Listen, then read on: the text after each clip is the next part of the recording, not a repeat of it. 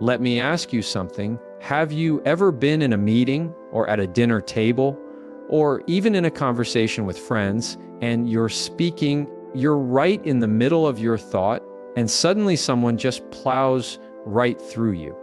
They talk over you like your voice didn't exist, like your words had no value. What's the very first instinct? For most of us, it's to push harder, to raise our voice, to talk faster, to prove, hey, I was speaking, listen to me, and I get it. That's human. It feels disrespectful when someone cuts across your words. But here's the problem. When you try to overpower an interrupter by sheer volume, you've already lost the game.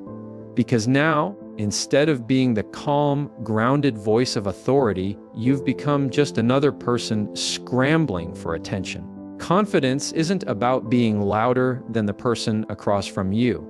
Confidence is about controlling the space no matter what they throw at you. And I'll tell you something, control is noticed. People in the room can feel it. When someone's not rattled, when someone doesn't flinch, you don't have to scream to be heard. In fact, the moment you try to outshout somebody, you've stepped onto their playing field. And that's where you lose. Think about it. When you see two people arguing loudly, do you respect either of them? Not really. You see chaos. But when you see one person calmly holding their ground while the other thrashes around, your eyes go to the calm one. That's the power of control. So the next time someone talks over you, remind yourself of this. I don't have to match their volume. I have to match their control. That's the secret. When they get louder, you get steadier. When they rush, you slow down. When they try to bulldoze the moment, you anchor it. Because the room will always side with the anchor. I've seen this play out in courtrooms, in boardrooms, in family arguments. The loudest person almost never wins respect. The controlled person does. And that's what you're aiming for. Your voice doesn't need to be the loudest to be the strongest. It needs to be the one people remember. And they remember the voice that steadies, not the one that shouts. Now, let's take it one step deeper. What do you actually do in that moment when someone cuts you off? Your gut wants to rush back in to fight for space. But the best move you can make is often the opposite: pause. Let me explain. When someone interrupts you, the energy in the room spikes. All eyes shift, and what most people do is panic. They either bulldoze ahead, talking faster, talking louder, or they shrink back and give up the space completely. Both of those responses hand power away. But what happens when you pause? You stop, you let the interruption happen. You don't scramble, you don't race. You simply hold your ground in silence and you wait. Do you know what happens next? The room feels it. People suddenly notice, wait, they weren't finished. The interruption becomes louder than your silence. And without you lifting a finger, the interrupter is exposed. That's not weakness, that's strategy. Because silence in the right moment isn't passive, it's active. It's presence. It's saying, my words have enough weight that they don't need to compete. They will land when I choose to deliver them. Think about it. Silence is one of the rarest commodities in our world today. Everyone is rushing to fill the air. Everyone is fighting for the next word. But the person who can hold silence owns the room. Because silence makes people lean in. It makes them uncomfortable. It forces them to notice. So when someone talks over you, instead of panicking, pause. Let the interruption hang there. And then when the noise dies, you calmly re-enter. As I was saying. And now, not only do you get your voice back, but the room is with you. They've seen the interruption. They've felt the pause. And they're primed to listen. That's the secret of confidence. It doesn't panic when it's challenged. It pauses. Because confidence isn't in a hurry. Confidence doesn't scramble for scraps of attention. Confidence knows I'll finish when I choose to finish. And when you can carry that pause without breaking, without shrinking, without panicking, you've just shifted the entire power dynamic. You've shown not just that your words matter, but that you matter.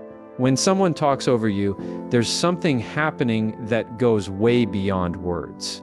It's not just about what's being said, it's about what's being seen. Because in every conversation, your body speaks louder than your voice.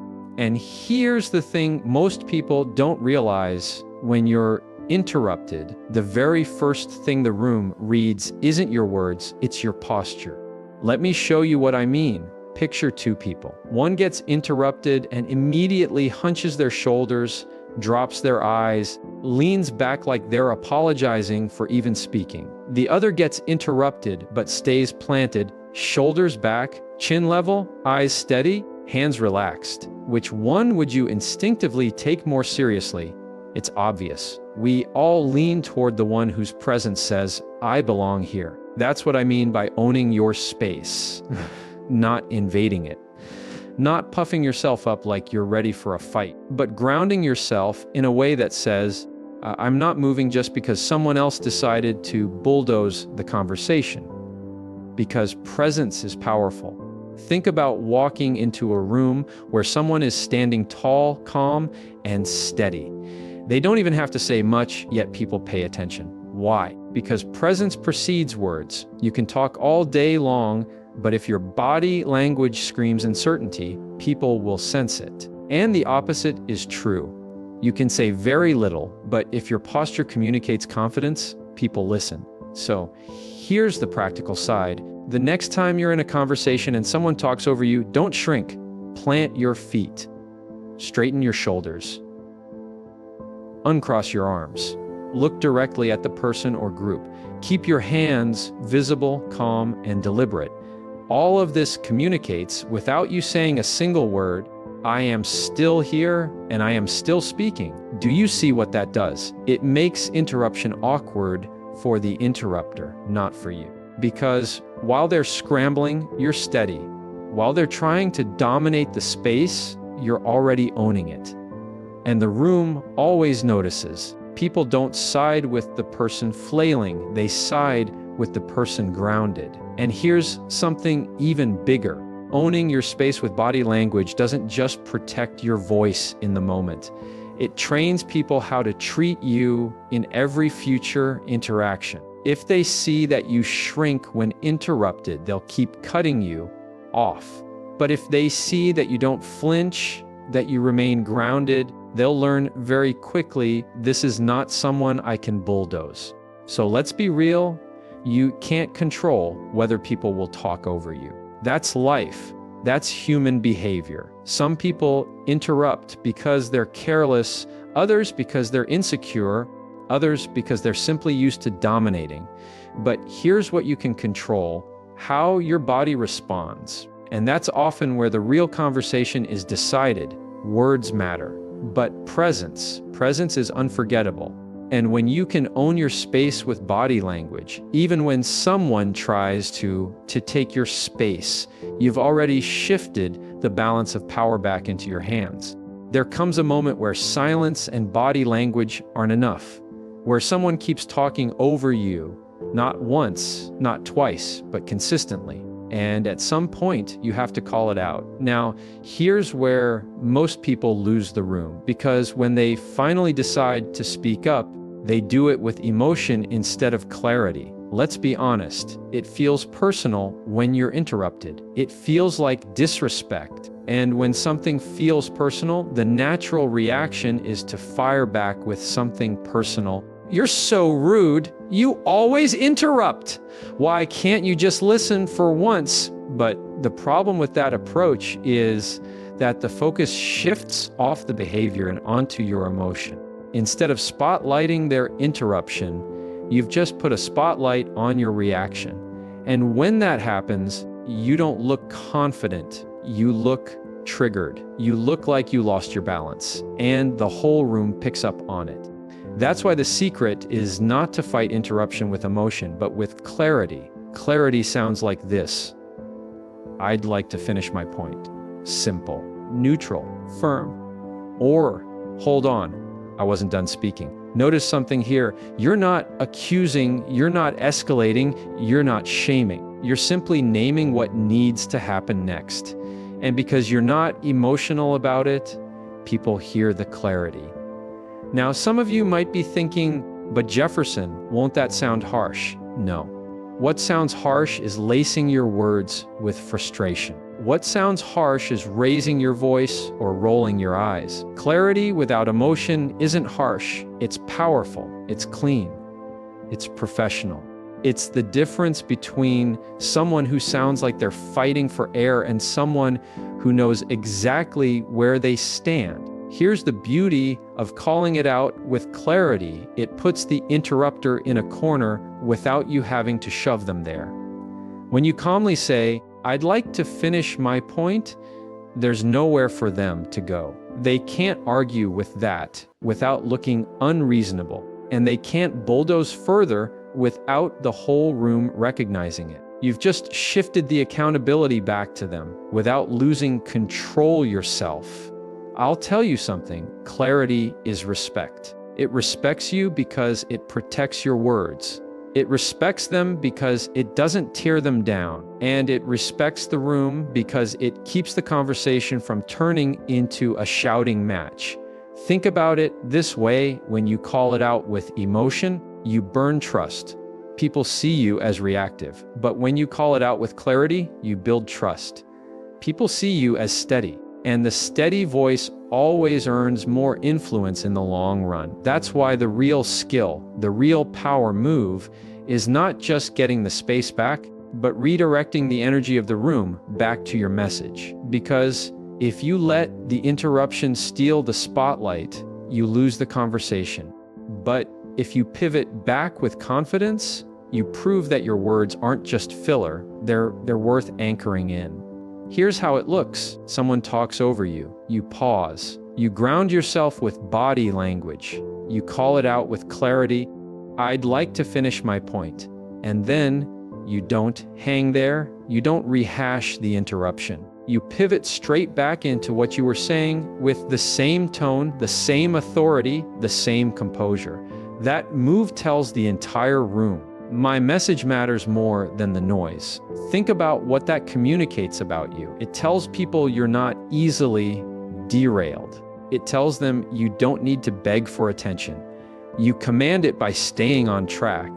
And it tells them you're not here to argue personalities. You're here to deliver substance. That is what earns long-term respect. And here's the deeper truth. When you redirect back to your message, you also take away the interrupter's power. Because let's be honest, the goal of most interruptions, whether intentional or not, is to pull attention away. If you let them succeed, even for a moment, they've won.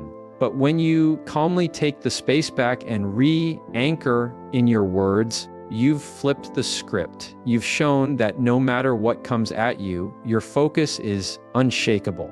This isn't just a tactic for meetings or work. It's a life principle. People will try to interrupt your plans, your goals, your growth. Life will throw noise at you to distract you, and your job is to redirect. To say, "That's fine, but here's what I was doing. Here's where I was going," because distraction is the enemy of impact. The interrupter may have grabbed a moment, but you own the message. And when you protect the message, you protect your influence. So let me give you a challenge. The next time you're interrupted, don't spend 1 extra ounce of energy on the distraction. Do the pause, do the posture, do the clarity, but then move. Move back into your words like you never left them, because that's the mark of someone who's not just heard, but remembered. And at the end of the day, that's the goal. Not to win the interruption, but to win the impact. And the impact is always in the message. Think about it. If every time you're interrupted, you shrink back, people learn, I can cut them off. They won't push back. If every time you're interrupted, you explode with frustration, people learn, I can throw them off balance just by stepping in. But if every time you're interrupted, you pause, you hold your posture, you use clarity, and then you redirect back to your message, people learn something very different. They learn this person doesn't get rattled. This person's words have weight. This is someone I need to respect. That's not about being aggressive.